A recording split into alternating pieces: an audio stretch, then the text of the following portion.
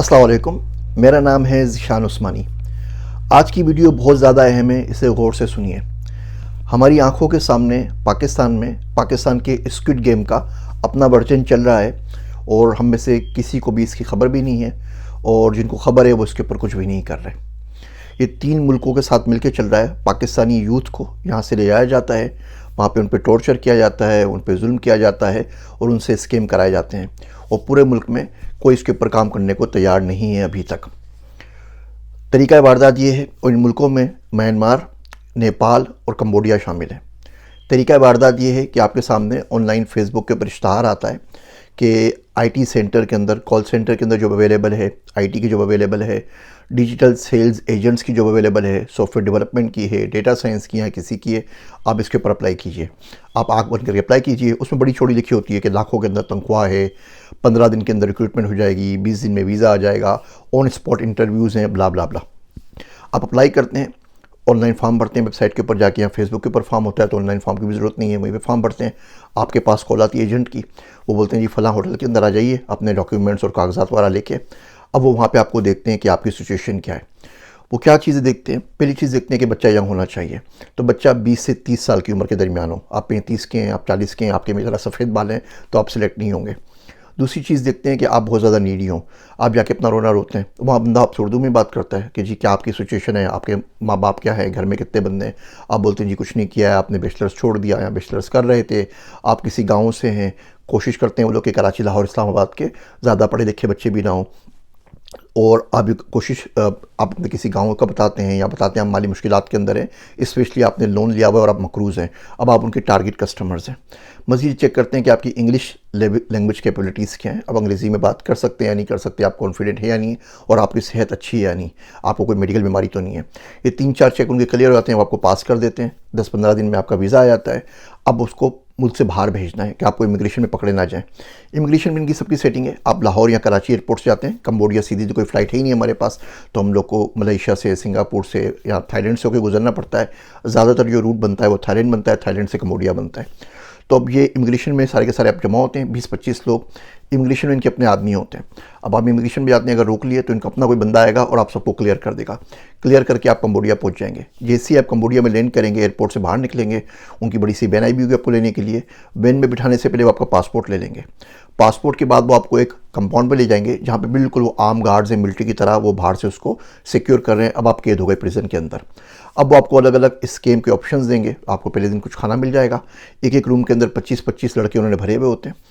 अब वो आपको स्कीम के पूरे पूरे नोट्स देंगे कि जी आपको सोशल सिक्योरिटी का स्कीम करना है, और सारे स्कीम अमेरिकन पे करते हैं, अमेरिकन पे, यूके के, यूरोप वाला के ऊपर, या उनको कोई मेडिकल डिवाइस बेचनी है उसके पैसे लेने हैं या कुछ और करना है।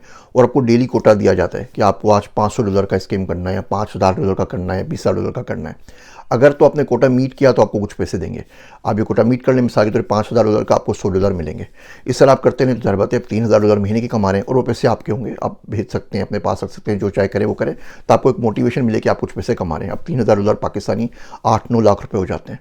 लेकिन अगर आपने कोटा मीट नहीं किया तो आप पे टॉर्चर भी होगा, आपको इलेक्ट्रिक शॉक दिए जाएंगे, आपका फिजिकल अब्यूज़ होगा, इमोशनली और मेंटल टॉर्चर जो हो रहा है वो तो हो ही रहा है। आपको खाना नहीं दिया जाएगा, आपको मारा जाएगा, आपको धमकियाँ दी जाएंगी।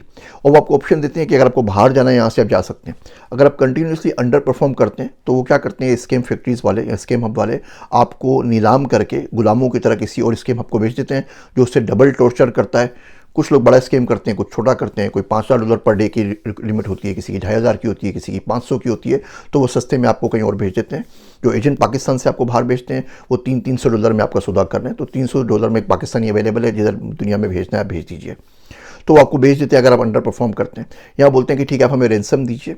आपको $3,500 से लेके $10,000 तक की, डिपेंड करता है बच्चा कितना कमा रहा है, किस फैमिली से है, पूरी डिटेल उनके पास होती है। आपके रिश्तेदारों के नंबर उनके पास होते हैं, माँ बाप के नंबर आपके पास होते हैं। वो आपको ब्लैकमेल करते हैं कि आपको टॉर्चर करके आपकी मारधार की तस्वीर माँ बाप को भेज देंगे और वो पैसे भेजेंगे। तो आप $3,500 से $10,000 दे के वहाँ से छुटकारा पा सकते हैं। आप इतने पैसे देते हैं, वो आपका पासपोर्ट आपके हाथ में दे देते हैं। ये मुसलसल हो रहा है। कोई 30,000 पाकिस्तानीज़ हैं जो भी कंबोडिया के अंदर कैद हैं। मैंने बहुत से लोगों से बात की, यहाँ भी एम्बेसडर साहब से मिला अमेरिका के अंदर, उनसे बात की। उन्होंने बोला कि आप ऐसा करें कि आप इसहाक डार साहब को ख़त लिख दीजिए मिनिस्ट्री ऑफ फॉरेन अफेयर्स में, वो कुछ करेंगे। अब ज़ाहिर बात है ना मेरे ख़त को किसी ने पढ़ना है और ना किसी ने जवाब देना है, तो कुछ हो नहीं सकता। हमारी एम्बेसी मौजूद है वहाँ पर, ज़हीरुद्दीन बाबर साहब वहाँ पर एम्बेसडर भी हैं, वो क्या कर रहे हैं, कुछ ना कुछ बहरहाल कर रहे होंगे।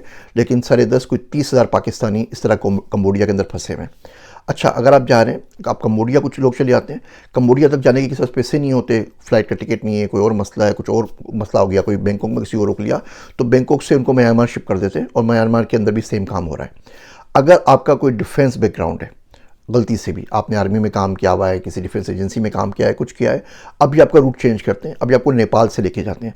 आप नेपाल जाते हैं और नेपाल से आपको आगे इंडिया को भेज देते हैं।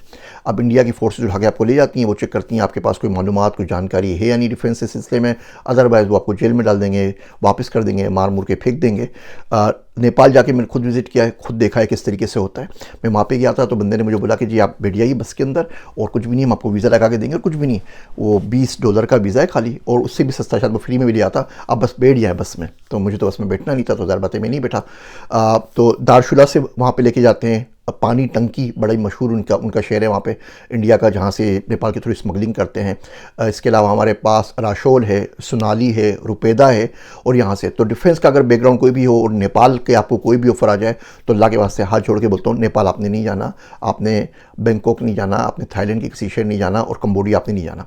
तो कंबोडिया का जब भी इश्तहार नज़र आए, डायरेक्टली अभी ये क्या कर रहे हैं, कंबोडिया के ऊपर बहुत लेदे हुई, बहुत लोगों ने शोर मचाया। इवन यूएस डिपार्टमेंट ने, स्टेट डिपार्टमेंट ने उसके ऊपर एक एडवाइजरी इशू कर दी। पहले वो फिलिपाइन से लोग बुलाते थे, फिलिपाइन ने एडवाइजरी इशू कर दी। अब डायरेक्टली कंबोडिया का नाम नहीं लेते, ये आपको लेओर करते हैं कि आपको नेपाल लेके जाएंगे, या आपको फिलिपाइन लेके जाएंगे, या आपको थाईलैंड लेके जाएंगे। जब आप जा रहे होंगे फ्लाइट में, आप चढ़ेंगे, उस जगह पहुँचेंगे तो बोलेंगे आपकी फ़्लाइट चेंज हो गई है, वहाँ पे क्लाइंट आ गया, क्लाइंट आपको वहाँ बुला रहा है, वहाँ पे डिप्लॉयमेंट करनी है किसी चीज़ की, और आप ज़रा बताते हैं फ्लाइट में बैठे हुए, आपको क्या पता, आप ज़्यादा कुछ कर नहीं सकते, आप वहाँ से उठ के उनके साथ चले जाते हैं। तो प्लीज़ अगर कोई भी चीज़ आपको बहुत ज़्यादा अच्छी नज़र आए, कोई भी आपने ज़िंदगी में कुछ नहीं किया, ज़्यादा कुछ नहीं किया, आपने इंटर किया है, बैचलर्स कर रहे हैं, और कोई आपसे 10, 12, 15 लाख रुपए के वादे करता है और आपको मिल भी रहे ना, झूठ तो नहीं बोल रहे, आपको 8 लाख 9 लाख तो मिल ही जाते हैं, ये सारे आपसे वादे कर रहा है और ज़िंदगी बर्बाद नहीं करती, यहाँ चले आइए। ये आपसे 4-5 साल काम करवाते हैं, और जब आप में काम की सकत नहीं रहती, या पिट के आप दवा बर्बाद हो चुके होते हैं, आपको किसी को बेच देते हैं और आप मर जाते हैं।